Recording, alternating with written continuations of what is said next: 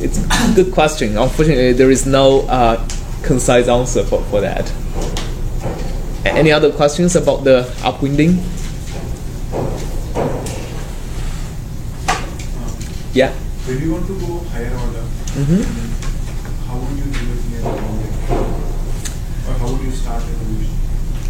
If I want to go higher order, so no matter how high order I go, the finite volume scheme still stores the cell averages. Okay.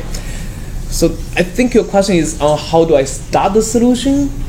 So like how do I initialize the initial condition as a sine wave?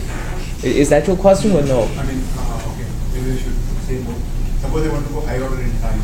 Yes. I want to take something from my last two time steps and then go to mine. So then how do I even start my solution? Oh, that. So you are talking about a multi-step scheme. Yeah.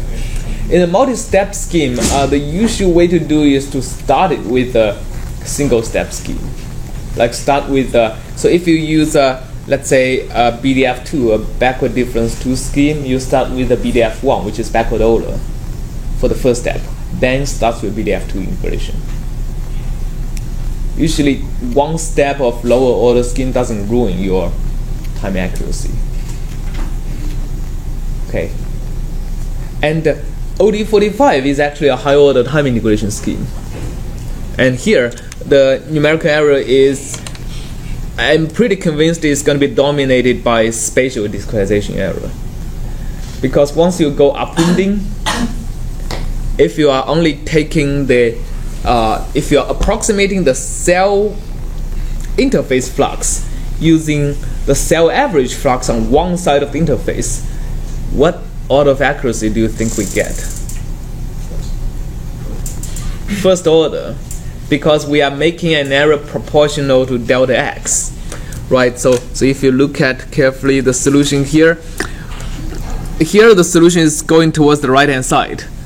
So the interface flux, even on the continuous region, it should have been approximated as the average of the interface flux between these, right? That, if you reconstruct the solution, it's pretty much a straight line on the left hand side. But I'm still approximating the interface flux only by the flux on the left hand side. That makes an error of about half of delta x times the gradient of the solution, right? That's how much error I'm making. The gradient of the solution is the slope, and the half of delta x is the difference from the center to the interface. Or in other words, I'm making an error proportional to delta x. What order of scheme is that? Okay, we are pretty quiet. If I'm making a truncation error proportional to delta x, it's first order. If I want a second order scheme, my truncation error should be proportional to delta x squared, right? So by going upwinding, I'm committing myself to a first order spatial discretization scheme. And this is why, I mean, the shock waves are actually why going in finite volume, going in high order schemes is much more difficult than doing finite difference. It's not something that finite volume is not able to deal with. It's the shock waves.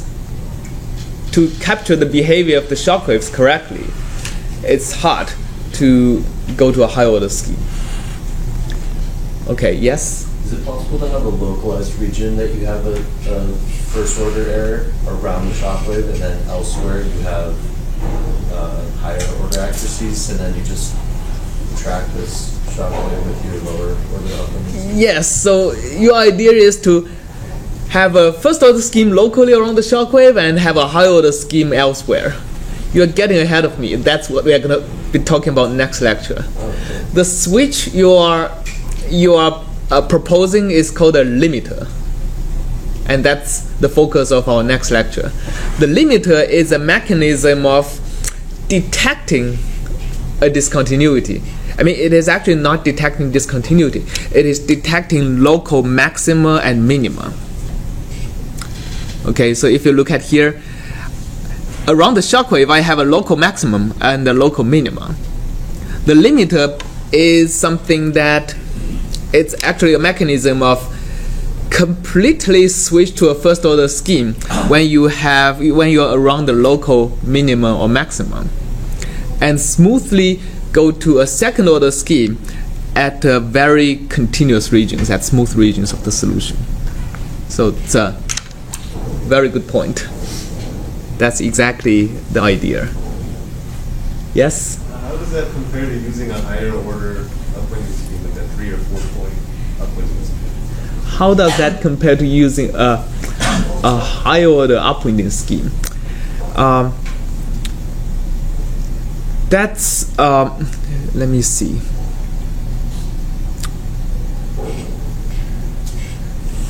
A high order upwinding scheme, I think, would work for this case, this particular case. The weird case is when you have a shock wave and the shock wave is moving very fast towards one direction. If that is the case, let's say we have a shock wave, but on both sides of the shock wave, the solution is greater than 0. What happens is that all the upwinding direction is on the left, right?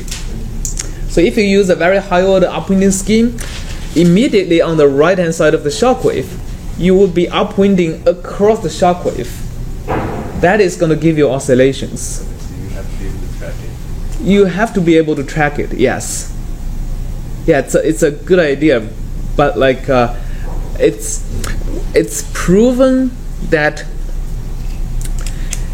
if you want to capture the shock waves in a non-oscillatory ways, or if you don't want to see the oscillations we have in the central difference scheme, and if you want to go above first order, you have to have a switch mechanism in some sense.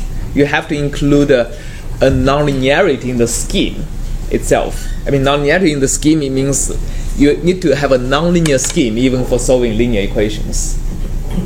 And that, to me, sounds like a switch of some kind.